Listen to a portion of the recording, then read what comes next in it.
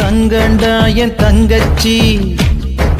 100 ஜென்ம பந்தண்டா என் ராசாத்தி சென்னையில என்ன போல பணக்காரன் யாரும் இல்ல குணத்துல கோடீஸ்வரியும் கூட பிறந்ததால நான் சிரிச்சா நீ சிரிப்ப